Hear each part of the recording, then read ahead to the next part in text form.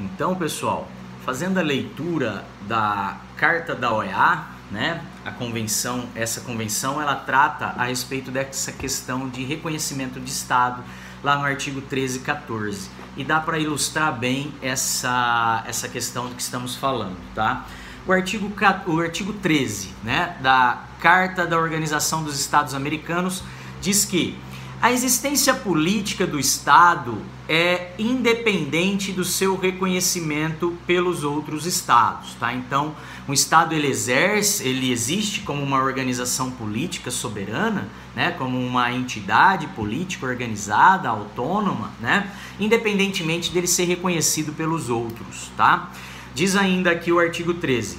Mesmo antes de ser reconhecido, o Estado tem o direito de defender a sua integridade e independência, de promover a conservação e prosperidade e, por conseguinte, de se organizar como melhor entender, de legislar sobre os seus interesses, de administrar os seus serviços e de determinar a jurisdição e competência dos seus tribunais.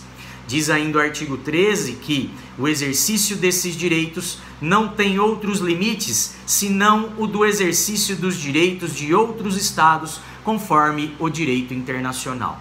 Então, pessoal, a existência de um estado, né, como organização política, como uma nação soberana, independe do reconhecimento por parte dos outros, tá? Então ele existe mesmo que não tenha um reconhecimento por outros estados. Esse reconhecimento ele é importante no sentido de manter relações internacionais, né? Manter relações no sentido de respeitar a soberania do estado estrangeiro, tá? Ainda sobre a questão, temos que mencionar que Estado soberano, então, né, mesmo que não seja reconhecido pelos outros, é aquele que tem o direito de defender a sua integridade, de defender a sua independência, de promover a sua conservação e sua prosperidade, de organizar como melhor entender, né, de se auto-organizar e de auto-legislar também, né, sobre interesses, assuntos do seu interesse, também se administrar, né, com independência, sem intervenções, administrar os seus serviços, bem como determinar a competência dos seus tribunais, tá? Então, mesmo que não haja reconhecimento, o Estado ele existe. O ato de reconhecimento, que é um ato unilateral, um ato declaratório, ele vem manifestar então perante a ordem internacional que o outro Estado ele reconhece aquela condição de soberania, de existente como um Estado dotado de personalidade jurídica própria, independente, a mesma condição daquele Estado que reconhece, né? Na mesma condição sua, ok? Ainda o artigo 14 diz assim, ó: o reconhecimento, no caso de Estado, que é o que estamos falando, significa que o Estado que o outorga aceita a personalidade do novo Estado com todos os direitos e deveres que para um e outro determinam o direito internacional. Tá? Então, essa é a noção de reconhecimento do Estado, né?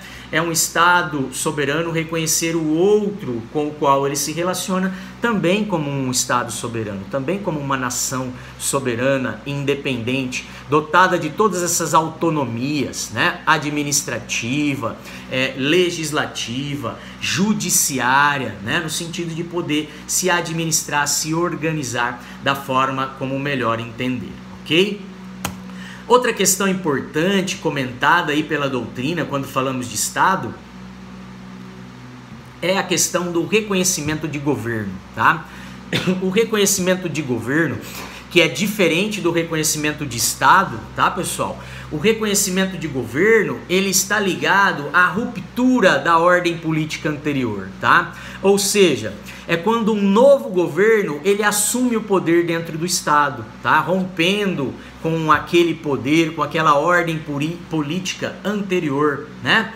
Refere-se então, nada mais do que a verificação se a instauração desse novo governo, ele se deu de maneira legítima, ou seja, se deu com respeito ao ordenamento jurídico, em especial ao ordenamento jurídico constitucional.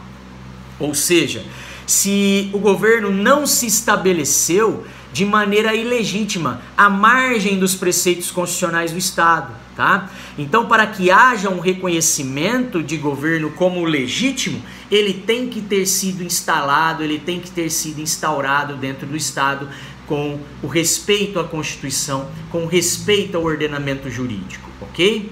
Sobre isso, nos fala um trechinho da doutrina do Bregal da Neves, que colacionamos para vocês, que a instalação de um novo governo em um Estado, a partir da desconsideração do ordenamento jurídico vigente, vindica a prática do reconhecimento de governo.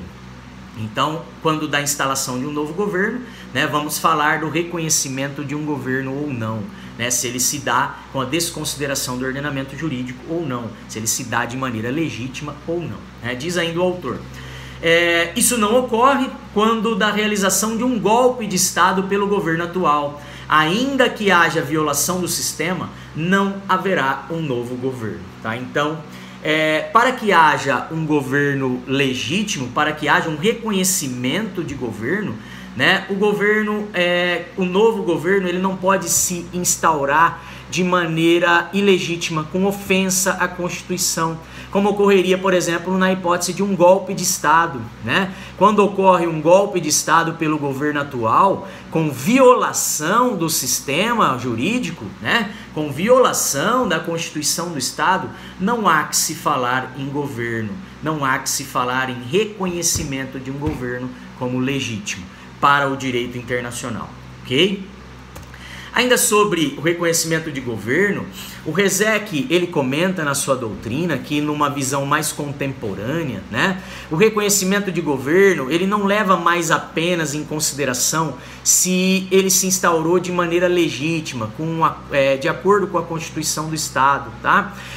Se analisa agora, dentro do direito internacional contemporâneo, se esse reconhecimento, se esse governo, ele se instaurou de maneira efetiva, ou melhor, se o governo ele atua de maneira efetiva dentro do Estado, tá?